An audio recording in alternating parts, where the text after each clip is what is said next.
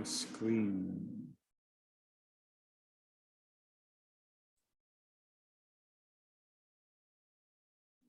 Okay, lumabas na ba? Opo, Pastor, meron. Okay na.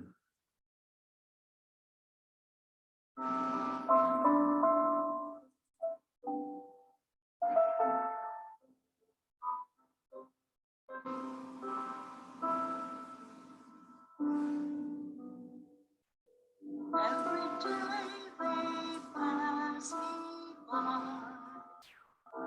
I can see it in their eyes. Empty people filled with care, headed who knows where. On they go through private pain, leaving fear to fear. Laughter hides their silent cries. Only Jesus hears. People need the Lord. People need the Lord. At the end of broken dreams is the open door. People need the Lord. People need the Lord. When will we realize people need the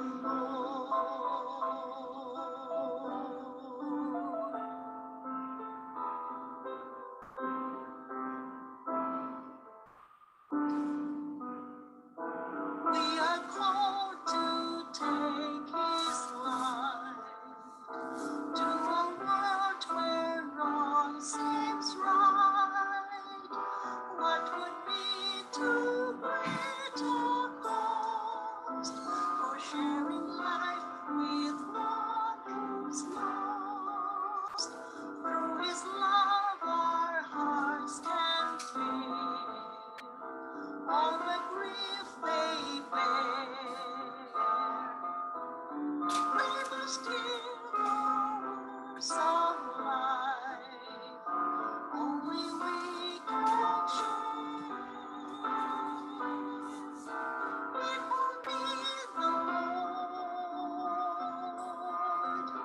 People need the Lord. At the end of broken dreams is the open door. People need the Lord. People need the Lord. When will we realize that He must be alas for people need the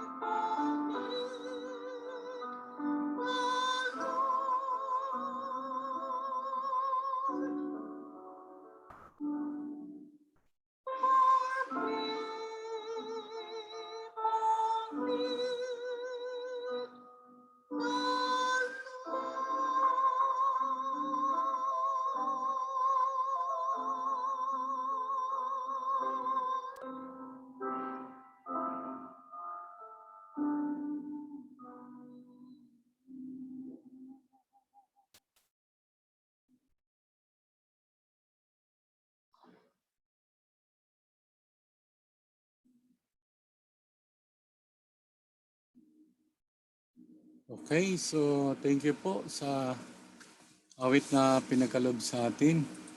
So ngayon, dadako na po tayo sa ating lesson, mga kapatid. Okay, so ang ating pag-aaral ay continuation kagabi. Nalaman po natin na tayo ay dapat magbigay kalulatian sa Diyos sa lahat ng ating ginagawa, maging kumakain man o umiinom. At napag-aralan natin na yung mga alak ay nakakasira sa ating katawan, yung mga sigarilyo nakakasira din, mga drugs. So ngayon po ay patuloy po tayo sa ating lesson mga kapatid. Okay, so teka.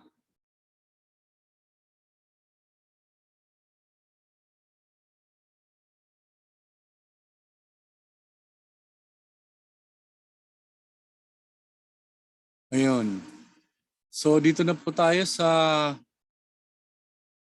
pang-9 na question mga kapatid. Paano po natin malalaman na ang isang hayop ay malinis o marumi? Dahil nga po sa huling napag-aralan natin kahapon, before nagkaroon ng baha ay kinakain ng tao ay gulay at saka prutas. Ibig sabihin vegetarian at dahil doon mahaba ang buhay ng tao.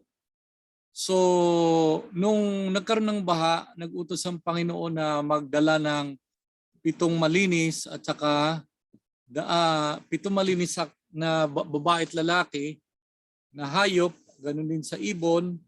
At pagkatapos ay 2 lang doon sa marumi.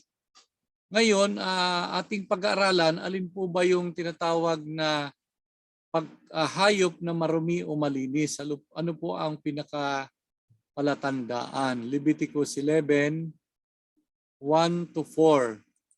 Ayun, pwedeng pakibasa, Brother Adin? Sabi po dito, Pastor, Leviticus 11, verse 11. Verse 1 to 2 ito, Pastor, no? Oh yeah, hanggang 4 yan. Sige. Opo. At sinalita ng Panginoon kay Moises at Aaron na sa kanila ay sinasabi, inyong salitain sa mga anak ni Israel na inyong sabihin, ito ang mga bagay na may buhay na inyong makakain sa lahat ng mga hayop na nasa lupa. Verse 3, Pastor. Ayan, verse 3 at saka verse 4. Ito daw, Pastor. Alinmang may hati ang paa na baak at ngumunguya sa mga hayop ay inyong makakain. Gayon may huwag ninyong kakainin ang mga ito sa mga ngumunguya o doon sa mga may hati ang paa, ang kamelyo, sapagkat ngumunguya, ngunit walang hati ang paa, karumal-dumal nga sa inyo. Ayan. So ang palatandaan po sa hayop mga kapatid, yung ngumunguya at saka baak or biyak ang paa. No?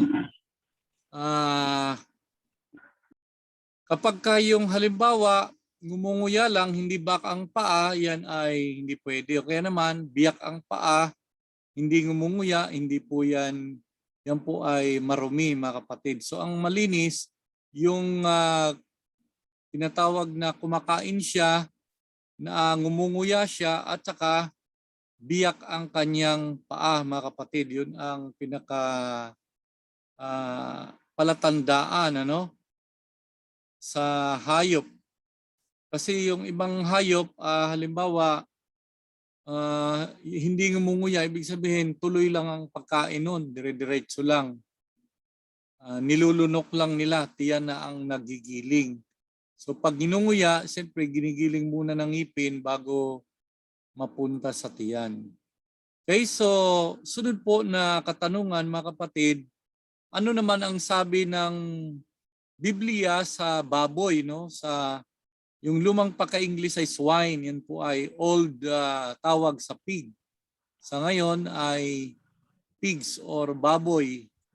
Ano naman po ang sabi tungkol sa baboy? Pwedeng pakibasa, brother.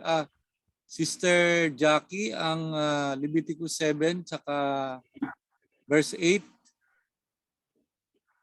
Okay po.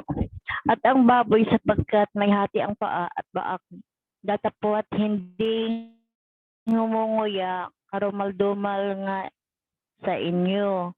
Huwag kayong kakain ng laman ng mga iyan at mga bangkay ng mga yaon ay huwag ninyong hihipuin, mga karumal-dumal sa inyo. Ayan. So, ang baboy binanggit diyan na ang paa niya biyak. Pero hindi naman siya ngumunguya kaya hindi siya pwedeng kainin, mga kapatid. Yung mga baboy, yung mga katulad din ng baboy na mga marumi, katulad ng daga, yan, ipis, yan yung mga marumi na yan, sila po ay scavenger, mga kapatid. Tagakain ng dumi, no? Tagalinis. Sila ay hindi nilikha ng Diyos para makain. Lahat naman ng hayop ay hindi pwedeng kainin. Kaya lang sa panahon po ng baha, pansamantalang pinahintulot ng Diyos na kumain ng hayop, pero yung kakainin yung malinis lang. Katulad ng halimbawa yung mga baka, manok, ayan, malinis. Pero yung mga marumi, yung kabayo, marumi rin yun. Yung kambing, malinis siya. Yun po ay mga nakakain at marami pang mga binabanggit sa Biblia ng mga hayop kung saan sa ngayon ay wala naman tayong mga nakikitang ganyang hayop ngayon. Maliban na lang po yung mga nasa bundok, sa probinsya ay mayroong mga nakikita mga ganyang hayop. Okay, next po mga kapatid. Ano po ang pinaka-prinsipyo na binanggit ng Panginoon tungkol naman sa pagkain ng mga nasa tubig o yung mga isda o seafood? Leviticus 11:9 to 11. Pwedeng pakibasa, Brother Andrew? Ako na lang po, Pastor. Sige, Ang mga ito'y inyong makakain sa mga nasa tubig. Alinmang may mga palikpik at mga kaliskis sa tubig. Sa mga dagat at sa mga ilog ay makakain ninyo. Verse 10. At lahat ng walang palikpik at kaliskis sa mga dagat at sa mga ilog at sa lahat ng mga gumagalaw sa tubig at sa lahat ng may buhay sa tubig ay pawang karumal-dumal nga sa inyo. ayan. So ang pwede lang kainin sa dagat ay yung may kaliskis at may palikpik na isda, no? Ibig sabihin yung iba, yung mga hindi isda, walang kaliskis palikpik katulad ng pusit, hipon, mga suso, mga shells, ay karumal-dumal yan na maalala natin kapag kayo magkaroon ng red tide sa Manila Bay, bawal kainin ng mga shells. Kasi ang mga shells, yung mga dumi, yun ang kinakain nila. Kaya yung dumi na nakakain nila, pag kinain din ng tao, malilipat sa tao ang sakit o karamdaman. So ngayon, tayo nagpapasalamat na hindi lang ang Bible, kundi ang siyensya na patunayan na yung mga binabanggit na hindi pwedeng kainin ay marumi talaga yan, mga kapatid. So katulad ng mga hipon, katulad din yan ng ipis, no? Kumbaga ang ipis, yung mga paa niyan, yung katulad ng hipon, makatulad po yan po ay mga scavenger. Nilikha ng Diyos upang hindi kainin, kundi sila ay maglinis ng mga dumi. Usually mga dumi ang kanilang mga kinakain. Yan po mga kapatid, katulad din yan ng kumbaga sa hayop, yung baboy, sa mga pusali lang yun kumakain, kung saan. At although ngayon ay pinapakain ng mga pigs yung baboy, pero pinagbawal po ng Panginoon yan. At natuklasan po ng siyensya ngayon na mayroon palang mikrobyo ang baboy na hindi namamatay kahit na gisahin or pakuluan, ano? Lalo na yung mga medtech, yung mga sumisilip po sa microscope, subukan natin na yan ay gawin. Yung mga marunong sa microscope ay nag-aral po ng zoology, botany, mga gumagamit po ng microscope, makikita natin na kahit napakuluan mo ng matagal ang baboy, meron po siyang bakterya na hindi namamatay, mga kapatid.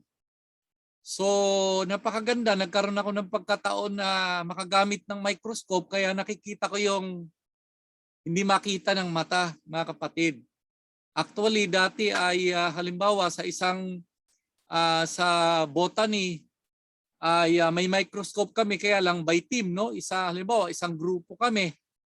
magpapalit-palit doon sa microscope, hindi mo masyadong matutunan. Kaya lang sa Adventist University of the Philippines, tigi-tigi isang microscope kami doon, kaya natuto akong magpa-ikot-ikot doon sa microscope, tsaka yung tinitingnan namin. So makikita mo mga kapatid doon sa microscope yung hindi kita ng mata. Sa baboy, napatunayan ng isang siyentipiko, sinubukan niya mga kapatid at nakita niyang meron pala talagang hindi namamatay. At ito ay nakakain ng tao at nagiging cause ito ng mga sakit, karamdaman.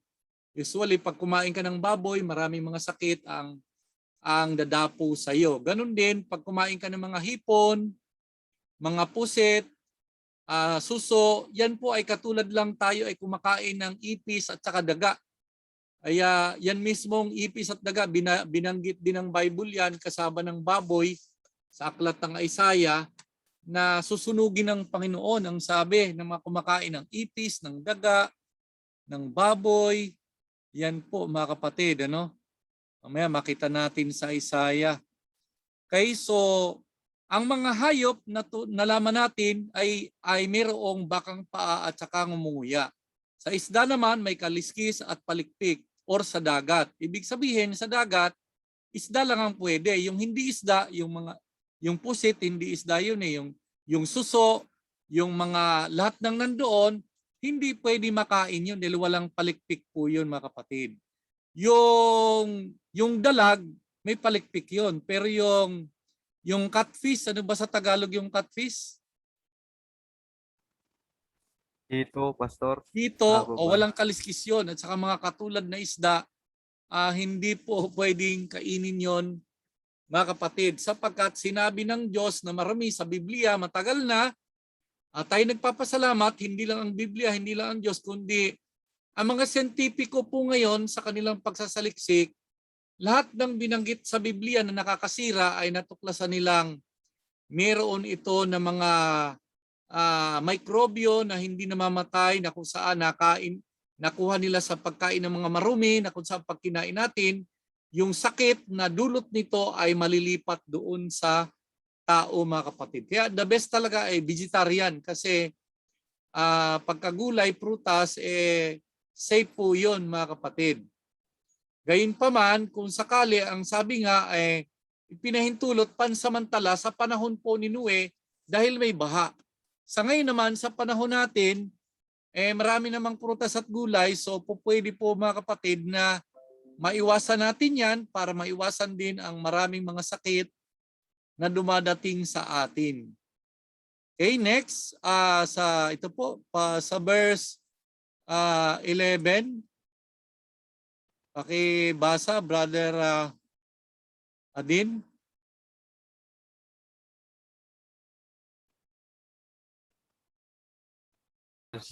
Yan, sabi po dito, Pastor.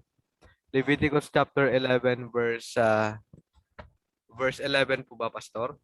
Yes. At magiging karumal-dumal sa inyo, huwag kayong kakain ng laman ng mga iyan, at ang bangkay ng mga iyan ay aariin ninyong karumal-dumal. Ayan. Pastor, nandito rin pala si Brother Adrian. Okay, thank you. Nandiyan na. Welcome, Brother Adrian. So, yun po mga kapatid, sinabi ng Panginoon na ito ay makakasira sa atin at ipinagbabawal ng Panginoon ang mga bagay na ito. Okay, so sa verse sa question number 12, ano ang pangako ng Panginoon doon sa mga tao na o dito lalo na po sa mga Israelita, in which applicable sa lahat, na kung susundin po natin ang prinsipyo ng kalusugan na inutos ng Panginoon. Exodus 15:26. Pwedeng pakibasa, Brother Adrian? Okay, dito po sa Exodus 15 verse 26. At sinabi, kung iyong didinggin ang buong sikap ang tinig ng Panginoon mong Diyos at iyong gagawin ang matuwid sa kanyang mga mata at iyong didinggin ang kanyang mga utos at iyong gaganapin ang lahat niyang mga palatuntunan ay wala akong ilalagay na karamdaman sa iyo na gaya ng inilagay ko sa mga Ehipsyo sapagkat ako ang Panginoon na nagpapagaling sa iyo. Ayan.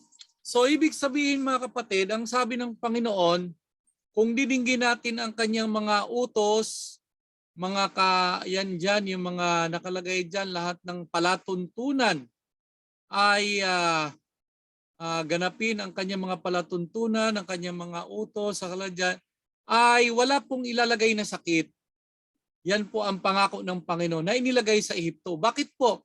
Ngayon po sa pagsaliksik ng mga eksperto, mga kapatid, nung kanilang nahukay ang mga libing o mga patay doon sa pyramid, no, yung mga tinatawag na mga pero, natuklasan po mga kapatid na ang mga sakit at karamdaman ng mga Ehipsyo noon ay sakit sa puso, ayan, yung mga yung heart attack, yan, diabetes, na kung saan ito ay mga dahilan sa pagkain ng mga karne, mga kapatid. At ang sabi na, kaya nagkakasakit ang mga tao noon. Ibig sabihin, ito pala mga sakit sa puso, kahit nung unang panahon, naranasan na nila yan nung mga kumakain ng karne. Pero yung kumakain po ng prutas, ng mga inutos ng Panginoon, yung mga sundin ang batas ng kalusugan, kautusan ng Panginoon, ay hindi po nagkakaroon ng sakit, na katulad ng sakit nila. Halimbawa na lang si Moses. Umabot po si Moses ng 120 years old, hindi lumabo ang mata, hindi humina ang kanyang lakas. Namatay na lang po siya sa kanyang katandaan pero wala siyang sakit dahil sinunod ni Moses ang utos ng Panginoon. Ngayon mga kapatid, natutuwa tayo kahit na hindi nagbabasa ng Biblia ang maraming tao, ay nauso po ngayon yung lifestyle, no? Kaya ang ating pamagat lifestyle ng ating pag-aaral. Marami po ngayon ang nag-aaral na kung paano humaba ang buhay, no? At dahil diyan natuklasan nila na para humaba ang buhay, yung lifestyle natin, yung pagkain kasama yan. Pero ang kumpleto talaga, yung tinatawag na New Start, kailangan tamang nutrisyon, pagkain na hindi makasira sa katawan, and then tubig na sariwa, hindi nakakasira sa katawan, hangin, exercise, pahinga, tamang pahinga, yan po ay magkasama lahat para maging malusog ang isang tao at mahaba ang buhay, hindi magkasakit, mga kapatid. Kaya nga dito makikita natin, pinangako ng Panginoon na aalisin ang mga hindi po lalagyan excuse me, ng sakit at karamdaman excuse me, ang mga sumusunod po sa kanya. Okay? So, sa pagpapatuloy po natin, Brother Adin, pwede bang ikaw ang magbasa ng ng question? Okay? O sige, Pastor. Yan po dito po sa pang-13 tanong. Ito po yung tanong, what does the Bible say will happen to those who continue to rebel against God by defiling their bodies in certain respects, although they know better? So sabi dito, Pastor, ano daw yung mangyayari sa mga tao na patuloy pa rin, Pastor, na kumakain ng mga karumal-dumal na mga hayop na ito, bagkus alam na nila na hindi ito dapat nakainin. Mababasa po natin yan, Pastor, sa Isaiah 66 verse 17. Okay, so pwedeng pakibasa, Sister Lorraine?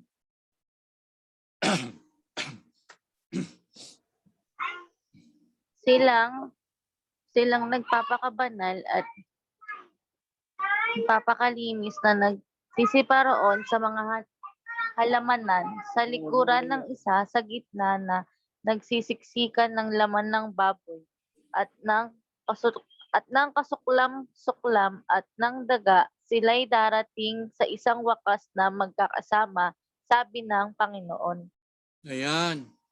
So, ang sabi po ng Panginoon, kung patuloy tayong kakain ng mga nakakasira sa katawan, yung mga marumi katulad ng daga, baboy, at hindi na nakalagay siyempre yung iba dyan, pero marumi rin, ipis, o anumang bagay na marumi, mga kapatid, ay ang sabi dyan, darating po sa isang wakas. sabi ng ating Panginoon. Okay, pakibasa Brother Adin ang question.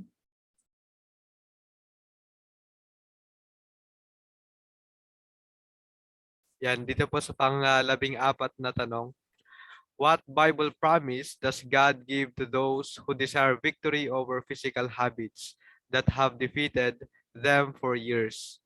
So ano daw po yung promise ng ating Panginoon na ibibigay po doon sa mga tao na gusto po nilang napaglabanan po nila o talagang napagtagumpayan po nila yung pagsubok pagdating sa pagkain. Na ito po yung verse, Pastor, Philippians 4 verse 13. Ayan, so ibig sabihin yung iba, nasanay na kumain ng marumi, uminom ng alak, nakakasira ng inumin at mga pagkain nakakasira sa ating katawan, nakarumaldumal, katulad ng baboy, ganito, ganyan. Para bang, ang sabi nila, parang hindi na kayang habits na, no? Hindi na kayang baguhin. Pero kung tayo po ay magtiwala sa Diyos, ang pangako dito ay ano po ang sabi? Philippians 4:13. Pakibasa, Sister Jackie. Sister Jackie? Po, lahat ng mga ano to? Hello po. Lahat ng mga bagay ay aking magagawa doon sa nagpapalakas sa akin. Ayan. So ibig sabihin kung yung habit natin, nasanay na tayong uminom ng mga alak, sigarilyo, parang hindi na maiwasan, tapos kumain ng karumal-dumal, mga baboy, ganyan, parang hindi na kayang baguhin. Kung tayo po ay lalapit sa Panginoon, ay magagawa po natin sa tulong ng Panginoon. Kasi sa English po ito, mga kapatid, may salitang Christ, no? Sa Tagalog wala eh. Sa English, I can do all things through Christ which strengthens me. Magagawa ko ang lahat ng bagay sa pamagitan ni Kristo na nagbibigay sa akin ng lakas. Ibig sabihin, ang Panginoon po ang magbibigay ng lakas natin na mabago yung buhay natin, mga kapatid. Yan ang pangako. Kaya hindi natin pwedeng sabihin na hindi ko na kaya, na nakagisnang ko na uminom ng alak, hindi ko na maiwanan ito, addict na ako, ganyan. Kahit tayo ay addict, mga kapatid, mas malakas o strength, yung strength or yung lakas na galing kay Kristo, mas malakas po si Kristo, mas makapangyarihan kaysa baboy, kaysa alak, kaysa sigarilyo. Yung baboy, alak, sigarilyo, yung mga maraming pagkain at inumin, ay may power po yun, mga kapatid. May lakas na tayo ay sa pamagitan ng habit, nakasanayan na, tayo ay parang naging addict na doon na hindi tayo makaalis. Pero dahil sa makapangyarihan ang Panginoon, kaya niya tayong bigyan ng lakas upang maiwanan natin yon, mga kapatid. Pwede nating maiwanan sa tulong ng Panginoon. Pwedeng mabago ang ating buhay. Kumbaga sa drug addict, ang Panginoon ay mas makapangyarihan sa drugs na umaalipin. Dito naman, makapangyarihan ang Panginoon kaysa sa baboy, sa alak, sa ano. Basta't manampalataya lang tayo sa Panginoon, lahat yan mawawala dahil bibigyan tayo ng Panginoon ng lakas or kapangyarihan. Okay, pakibasa, Brother Adin. Question number 15. Where does all power for victory come from? How do I receive it? John 1 verse 12. Ayan. Pwedeng pakibasa, Sister Lorraine. Dapatwat ang lahat sa kanya ay nagsitanggap at pinagkalooban niya sila ng karapatang maging mga anak ng Diyos. Sa makatuwid, bagay ang mga nagsisisampalataya sa kanyang pangalan. Ayan. So ibig sabihin, sa ating sarili, wala tayong power, wala tayong lakas upang baguhin yung ating habit o yung nakasanayan nating gawin na maling paraan ng pagkain at pag-inom na nakakasira sa katawan. Pero kung ating tanggapin ng Panginoon, ang sabi sa tanong, saan nanggagaling ang kapangyarihan o ang power? Sa Diyos po nanggagaling. At ito ay maranasan natin kung tanggapin natin ang Panginoon. Ang sabi diyan, Datapwat sa lahat ng sa kanya nagsitanggap, binigyan niya ng karapatan. Sa Tagalog kasi karapatan. Sa English ay to them that receive him, he gave them power to become sons and daughters of God. Binigyan ng kapangyarihan na maging anak ng Diyos. Sa makatid baga, ayun pong nanampalataya. So ibig sabihin, pag tayo nanampalataya sa Panginoon, binibigyan po tayo ng kapangyarihan laban sa lahat ng ating kahinaan, laban sa ating habit na mali. Kung tayo ay drug addict, hindi tayo makaalis sa drugs. Dahil ang drug ay makapangyarihan, ang Panginoong Hesus ay higit na makapangyarihan sa drug. Kung tayo po mga kapatid ay naging alipin ng sigarilyo, ng alak, hindi natin maiwanan. Pag nanampalataya tayo sa Panginoon, binibigyan tayo ng kapangyarihan na maiwanan natin yan mga kapatid bilang mga anak ng Diyos. Kung tayo po ay naging alipin sa pagkain ng mga karumal-dumal katulad ng baboy, daga, alam niyo mga kapatid, dito siguro walang kumakain ng daga, pero kami, na-assign kami sa Dinapigi Isabela, sa isang baryo na kung saan napunta namin, nangaral kami, ang mga tao doon kumakain ng daga. Nung nakarating yung pabalita doon, katulad nitong pabalita nito na aming dinalang pangaral doon, ang sabi nila, mabuti na lang dumating kayo dito sa amin. Kami ay matagal nang kumakain ng daga, pero ngayon lang namin nalaman na nakalagay pala yan sa Bible na yung daga hindi pwedeng kainin. Ayun. Sino po sa inyo kumakain ng palaka, mga kapatid? Kasi yung iba lahat kinakain dahil hindi nila alam na marumi, hindi nila nabasa na nakalagay sa Bible. Kaya ang pabalita po na binibigay natin mga kapatid, lahat ng sinabi ng Diyos na makatulong upang maging malusog at mahaba ang buhay natin. Mali po mga kapatid yung sinasabing basta manampalataya ka lang, ligtas ka na, pagkatapos kahit anong kainin mo, kahit marumi, nakakasira sa iyong katawan, mali po yun. Dahil pagka sinira natin ang ating katawan, na pag-aralan po natin kagabi sa unang Korinto 6:13 at 14, tayo po ay sisirain din ng Panginoon ng ating katawan kapag sinira natin sa pamagitan pagkain ng mga karumal-dumal na pinagbawalan Diyos. So napakaganda pala mga kapatid na malaman natin ang katotohanan na sinasabi ng banal na kasulatan. So dyan po nagwawakas ang ating pag-aaral ngayong gabi mga kapatid, at bago tayo dumako po sa ating question and answer, tayo muna ay makinig ng isang awit na manggagaling po sa ating isang kapatid na nasa Pampanga, Santa Cruz, Pampanga, si Sister Caroline Susi. Okay, so atin lang pong i-ready muna ang kanyang awit.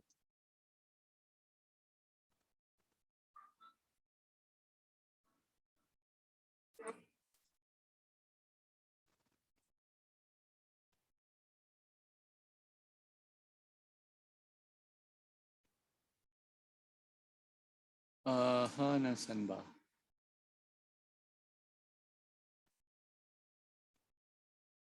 Bakit hindi nakuha?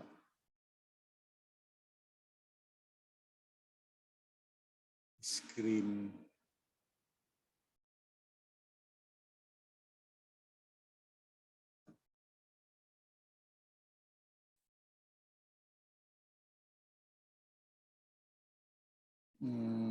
Alam po Oh, bakit wala? Whiteboard.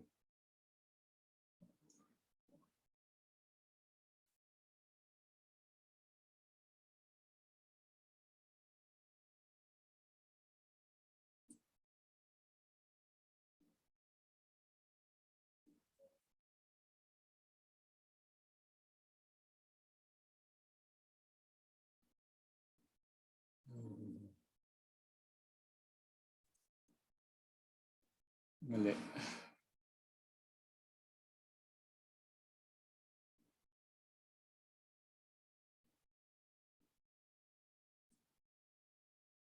Screen share. Ayun. Makita ka agad Okay, nakalabas na ba mga kapatid? Nandiyan na. Ito na po, Pastor. Okay, so play. Savior, waiting, rendered.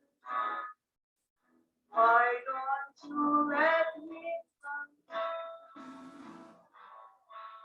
Something in this world to keep you apart. What is your answer to me? Time after time, he has waited before, and now he's waiting again. To see if you're willing to open the door. Oh, he wants to come in. He'll take one step toward the Savior, my friend. You'll find his arms open wide. Save him and all of your darkness within. Within your heart will abide. Time after time, he has waited before, and now he's waiting again.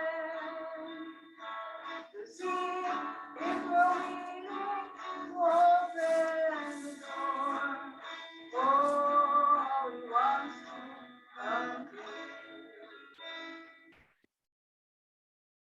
Okay, thank you po sa awit na pinagkaloob mga kapatid. Ngayon po ay dumako po tayo sa ating question. Meron po bang Tanong po, Pastor. Yes. Opo. Ang tanong ko po, Pastor, bakit ang baboy bawal kainin? Kagaya po ng kambing, pareho na naman silang umunguya, di ba, Pastor? Ano bang pagkakaiba nila? Ang baboy, baka, Kasi- ang baboy ay biyak ang paa pero hindi gumunguya, yung nilulunok lang niya. Ang kambing ngumunguya siya. Kasi po, Pastor, Sige may po. nagpakain po, Pastor, ng kangkong sa baboy. Yung umuya din naman, yung baboy. Ganon? Oo nga naman, Pastor. Ano bang ibig sabihin ng umunguya, Pastor? Kasi sa English yun mga kapatid chew the cud. Ibig sabihin, yung ano nga bang paliwanag niyan? Yung mga hindi ngumunguya kasi parang diretso lang yon, nilulunok lang nila. Yung chew the cud mga kapatid, ang paliwanag doon, halimbawa katulad ng sa baka, pag kumakain sila ay merong sabihin, maliban sa tiyan, meron pa silang lalagyan na kung saan nagpapatuloy silang ngumunguya galing doon. Hindi katulad ng baboy at saka yung mga katulad na hindi ngumunguya, diretso lang sa tiyan ang kanilang kain. Hindi na nila nginunguya. Yun ang pagkakaiba. Di ba meron yung mga ganon yung Opo, Pastor. Tagalog kasi yung ngumunguya lang pero doon sa English nandun ang pinaka ibig sabihin yung chew the cud. Opo. Pastor, dagdagan ko lang, Pastor. Sige. Kasi sa amin sa probinsya, mapapansin mo yun, Pastor, na pagtingin mo sa halimbawa sa kambing, Pastor, na nakahiga na yung kambing, ngumunguya pa rin. Kahit wala na. Tuloy-tuloy yun, Pastor.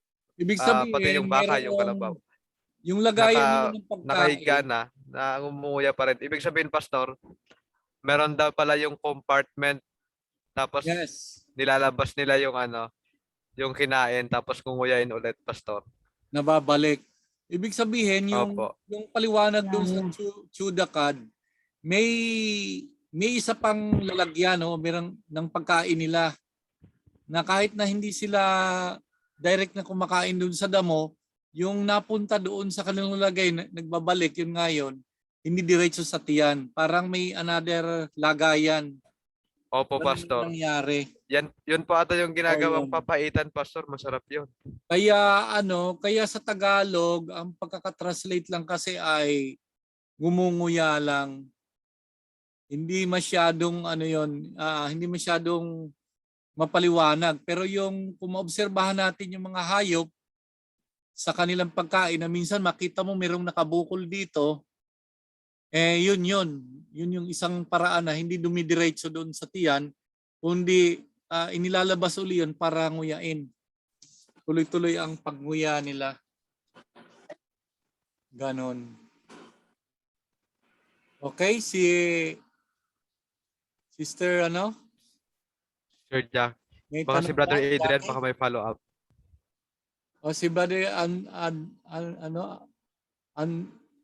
Adrian, may follow-up ba? Andrew. Ay, hello, Pastor, Meron pa meron ba? po. O sige, Jackie, may Karagdagan follow-up? lang po. Kasi po, sa amin naman, Pastor, doon sa Leyte, pati pa nga kulungan ng baboy, Pastor, yung kahoy, nihangat-ngat nga nila. Kahit ano lang, no? Kasi walang pili kasi yung baboy eh. Kung ano lang pwede. Kaya lang, malinis nga lang yung yung kambing kasi mga dahon-dahon lang. O mga dahon, ang mga kambing ang kinakain. Mm. Sister Lorraine, may bang tanong? Wala naman po, Pastor. Wala. Sino pa? Si Brother Andrew. Wala. Wala naman. Queenie, may tanong Ay, ka? Pastor, may pala ako. Ano yan, Jackie? May tanong ka? Oo. Pastor, halimbawa, pag nilabag mo yung halimbawa yung sa pusit, kumakain ka nun. Yun ba ay ano na yun? Pagkakasala o ano lang? Iiksi lang yung buhay mo dahil doon. Okay, basahin po natin yung 1 John chapter 4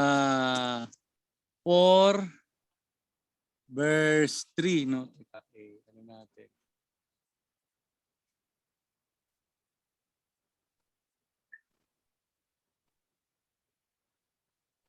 First John chapter 4 verse 3. Search natin.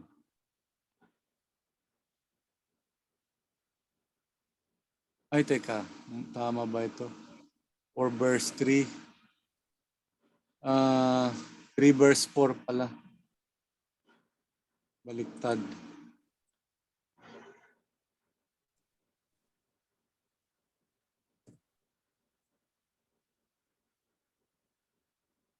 Sa 1 John chapter 3 verse 4.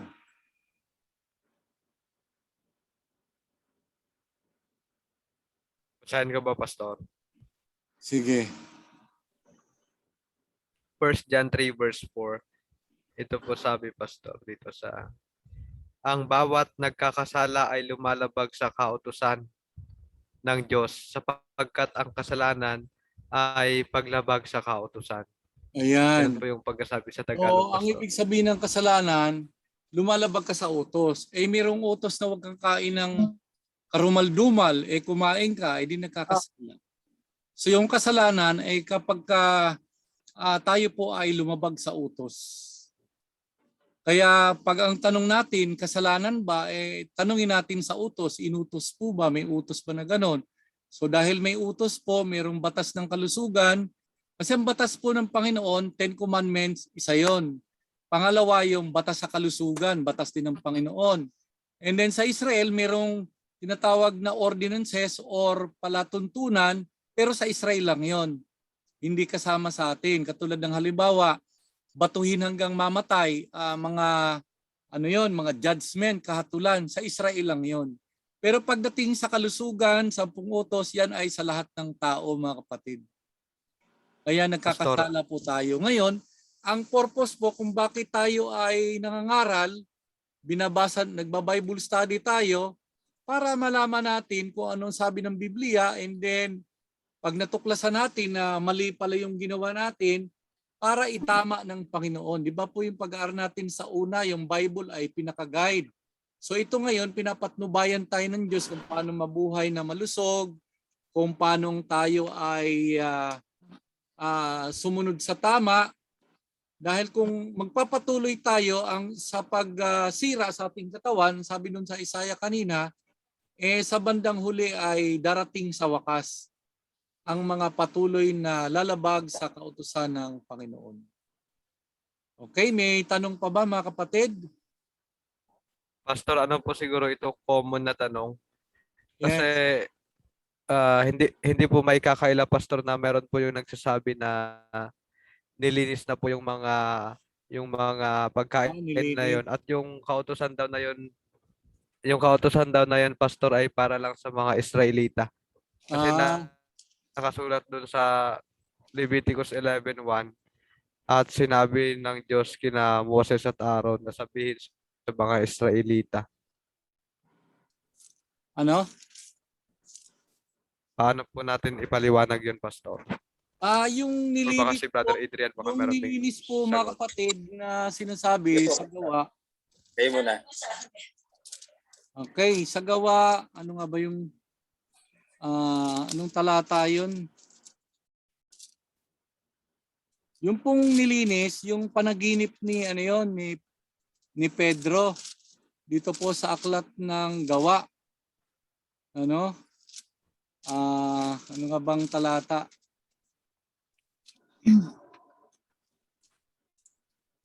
Ano po? Teka, sandali, hanapin ko yung asan ba yung aking Bible. Hindi po ba sa Marcos yun, Pastor? Ay, Gawa. Yung nakalagay na nilinis doon sa Gawa.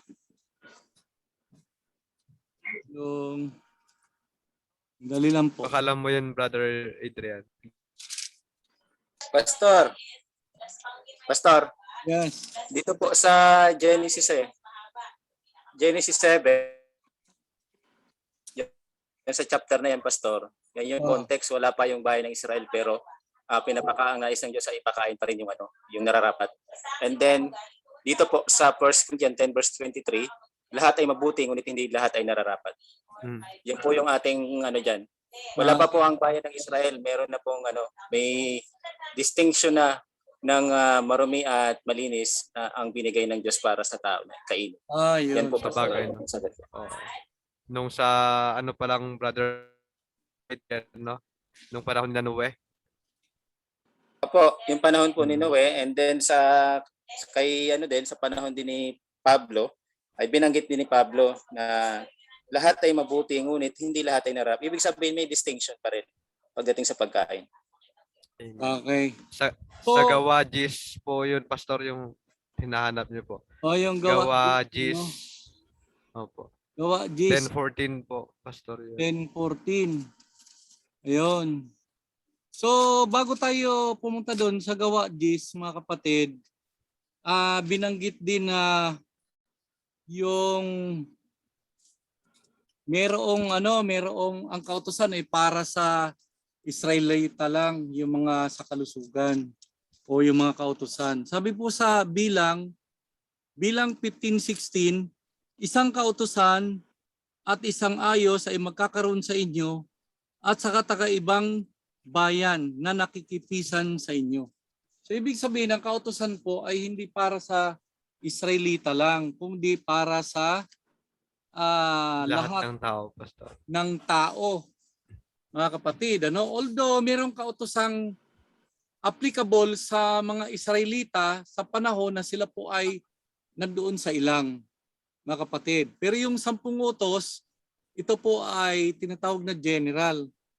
Ngayon, yung nilinis naman po dito sa mga kapatid, sa Gawa, ay hindi po hayop ang nilinis dito. Sa Gawa chapter 10, verse 13, sabi? 1 to 17 yun, Pastor. O yan, dito sa verse 13, ang sabi, dumating sa kanya ang tinig, magtindig ka Pedro, magpatay ka at kumain ka. Datapat sinabi ni Pedro, hindi maaari Panginoon sapagkat kailanman ay hindi ako kumakain ng anumang bagay na marumi o karumal-dumal. At muling dumating sa kanya ang tinig sa verse 15, ang nilinis ng Diyos ay huwag mong ipalagay na marumi. So yung iba po kasi pag nagbasa, babasahin lang yung isang talata tapos sisigaw sa buong mundo na nakasulat dito sa Gawa 10:15, nilinis na pala ang hayop. Pero hindi pala hayop po yung nilinis mga kapatid. Bakit po? Dahil dito ay nagkaroon po ng pangitain si Pedro na iba't ibang hayop galing sa langit. Tapos nakarinig siya ng tinig. Ibig sabihin, marumi at malinis nandoon na hayop. At nagkarinig siya ng tinig, ang sabi, pumatay ka, kumain ka. Ang sagot ni Pedro, mga kapatid, sa verse 14, hindi maari Panginoon sapagkat kailanman hindi ako kumakain ng marumi o karumal-dumal. Ibig sabihin mga kapatid, hindi lang sa lumang tipan, kundi dito sa bagong tipan nakasulat, ang marumi at karumal-dumal ay hindi kinakain ng mga Kristiyano. O si Pedro po ay isang Kristiyano, tagasunod sa Panginoon.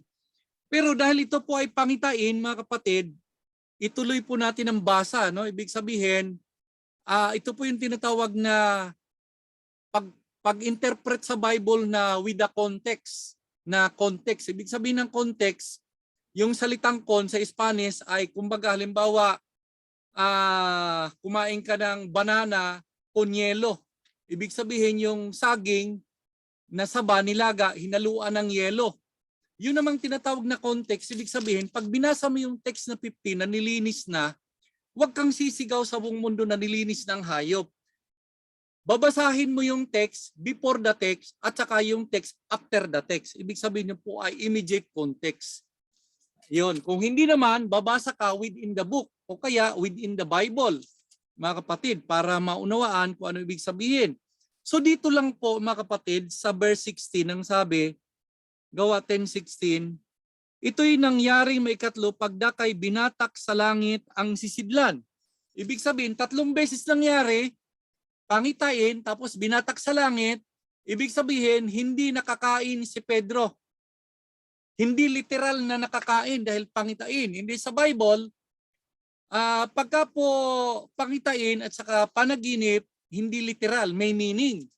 Ano po ang meaning? Sabi sa verse 17, samantalang natitilihang totoo si Pedro sa kanyang sarili kung ano ang kahulugan ng pangitain na kanyang nakita, ibig sabihin mga kapatid, sabi dyan, narito ang mga taong sinugo ni Cornelio ng maipagtanong ang bahay ni Simon. Ibig sabihin si Pedro ay nagsitayo sa harapan ng pintuan. So ibig sabihin, habang iniisip ni Pedro kung ano ang kahulugan ng pangitain, ibig sabihin ng pangitain hindi literal kundi may kahulugan. At ang kahulugan po, hindi si Pedro ang nagbigay ng interpretation, hindi rin tayo ang pwede magbigay ng interpretation na nilinis na. Pag sinabi nating nilinis ng hayop, tayo na po ang nagbibigay, hindi ang Bible. Ano po ang sabi diyan? Dito sa verse 28, mga kapatid, kung tutuloy natin ang basa, sinabi niya sa kanila, nalalaman ninyo na hindi matuwid sa isang taong Hudyo makisama na lumapit sa isang taga-ibang bansa. Ngayon may pinakita sa akin ng Diyos ng sinumang tao, huwag mong tawaging marumi o karumal-dumal. So yung sinabi pala ng Panginoon dito sa verse 15, ang nilinis ng Diyos, huwag mong ipalagay na marumi, hindi pala literal na hayop, kundi kumakatawan sa lahat ng tao, mga kapatid. Kaya ibinigay po kay Pedro ang pangitain kasi si Cornelio po na leader ng militar, no, mga leader po siya ng tinatawag na centurion, ibig sabihin century, 100 ang kanyang tauhan, nagbabasa ng Biblia, nanalangin, inutusan siya ng Panginoon na pumunta sa ganung lugar at si Pedro ay nandoon para si Pedro ay yayain na pumunta po kay Cornelio.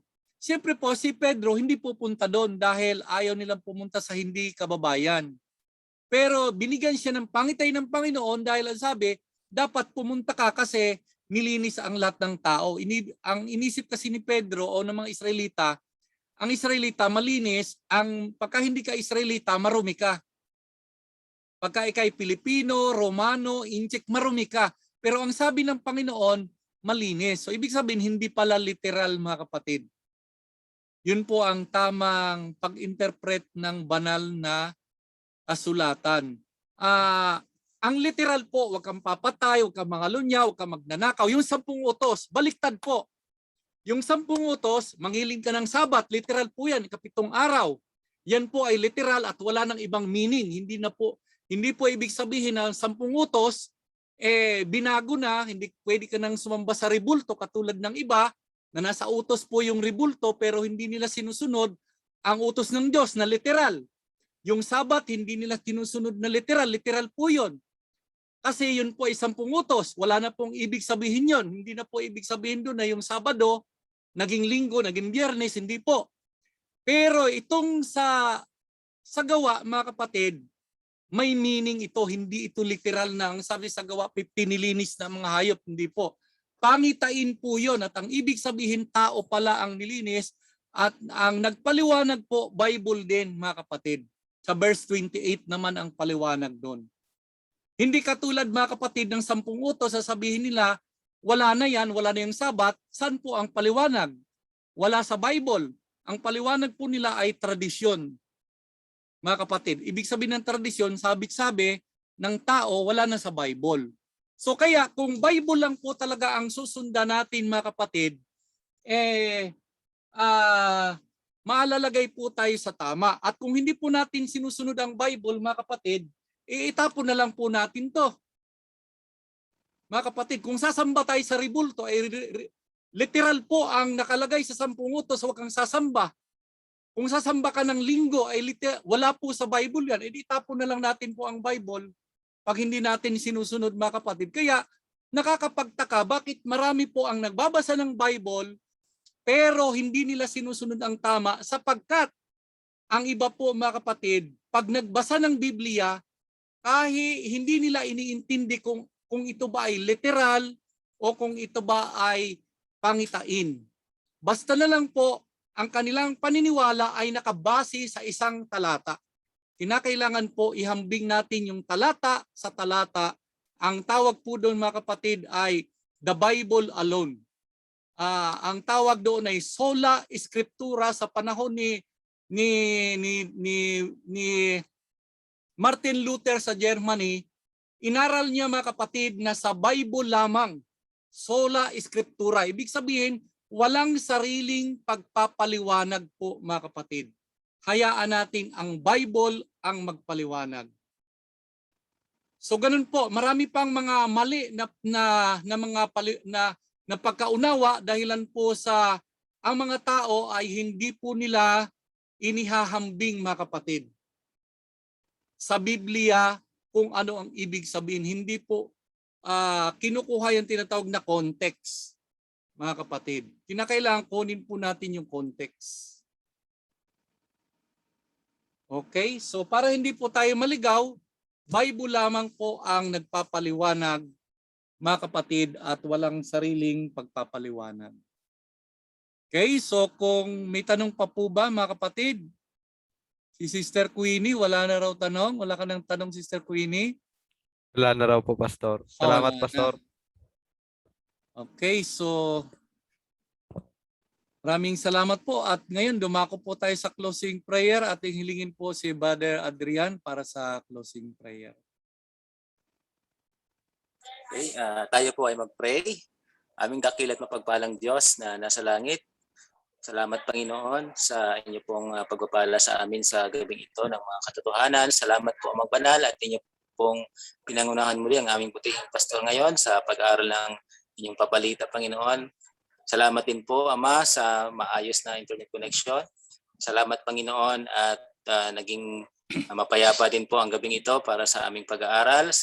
Papasalamat din po kami sa karunungan Panginoon na minsan pa ay inyo po kaming ginabayan at lubos po namin naunawaan Amang Banal ang mabuting balita sa gabing ito.